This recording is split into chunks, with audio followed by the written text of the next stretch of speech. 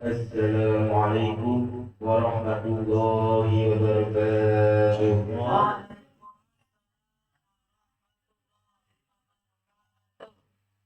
Bismillahirrahmanirrahim.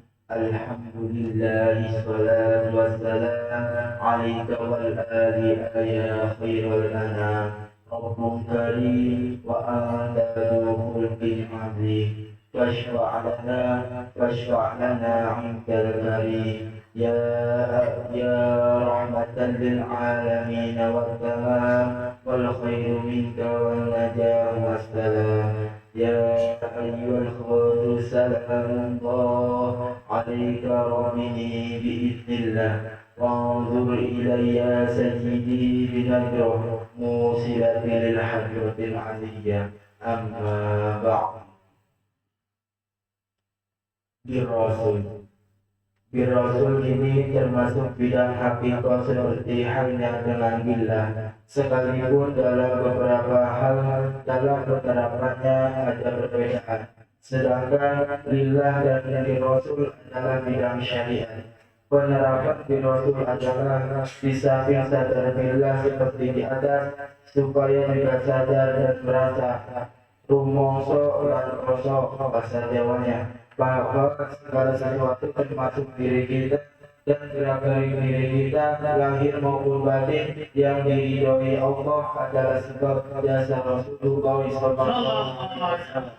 Jadi dalam segala langkah dan gerak-gerik kita lahir maupun batin yang sebagaimanapun saja asal tidak melanggar syariat Rasulullah Sallallahu Alaihi Wasallam, hati kita harus merasa menerima jasa dari Rasulullah Sallallahu Alaihi Wasallam. Jasa tersebut terus mengalir berkesinambungan tiada putus-putusnya. Jika dihindari sekedar saja oleh jasa Rasulullah Sallallahu Alaihi Wasallam, kita tidak dapat berbuat apa-apa. Bahkan wujud kita pun jika dihindari oleh jasa Rasulullah Sallallahu Alaihi Wasallam menjadi ada seketika. Jadi penerapan birrasul itu seperti billah, akan tetapi terbatas, tidak mutlak seperti billah. Terbatas hanya dalam hal-hal yang diridhoi Allah wa Rasulih Sallallahu Alaihi Wasallam. Maka ketika melakukan maksiat misalnya tidak boleh merasa birrasul, akan tetapi harus merasa tetap billah. Pembatasan tersebut adalah mengisi bidang adab, dan kita harus menempatkan segala sesuatu pada kedudukan atau proporsi yang sebenarnya.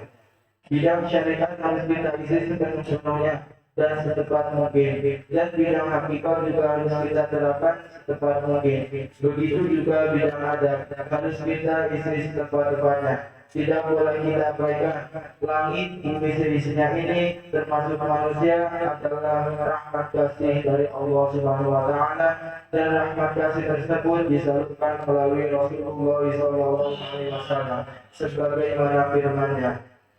A'udzu billahi minasyaitonir rajim. Bismillahirrahmanirrahim. Wa ma arsalnaka illa rahmatan lil alamin. Shadaqallahul adzim. Quran surat Al-Anbiya ayat 107, yang artinya kurang lebih, dan tiadalah aku mengutus engkau Muhammad melainkan rahmat bagi seluruh alam. Jadi seluruh alam ini termasuk manusia berhutang budi, atau dalam pembahasan di atas kita memakai istilah mendapat jasa dari Rasulullah SAW. Islam dan iman di dada kita ini adalah jasa dari Rasulullah SAW.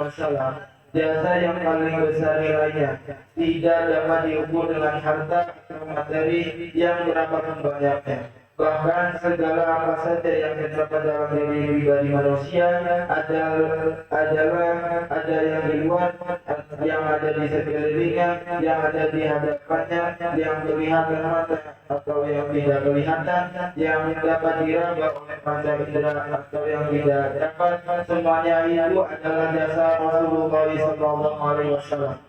Tanpa Rasulullah SAW, umat manusia sudah menjerumus kepada kesewenang-wenangan.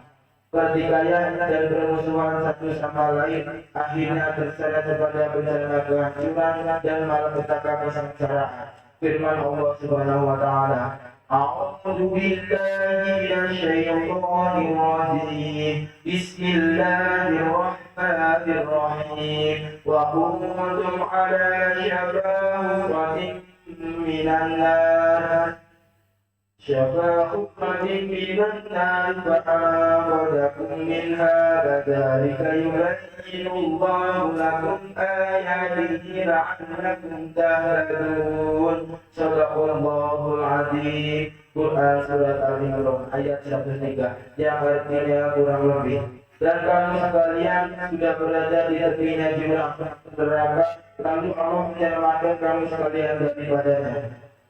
Yang dimaksud tepi jurang neraka yaitu kebobrokan moral dan kebiadaban manusia yang sudah tidak kenal kemanusiaan, yaitu yang dilakukan manusia zaman jahiliyah menjelang diutusnya junjungan kita Nabi Muhammad SAW sebagai utusan Allah. Diutusnya baginda Nabi Muhammad SAW sebagai Rasul Allah itu adalah demi untuk menyelamatkan manusia yang nyaris menjerumus ke dalam jurang kehancuran dan kebinasaan akibat kebiadaban perbuatannya sendiri. Jadi fungsi junjungan kita Nabi besar Muhammad SAW di samping fungsinya yang lain-lain adalah sebagai juru penyelamat umat manusia atau pembebas manusia dari kesesatan dan kehancuran.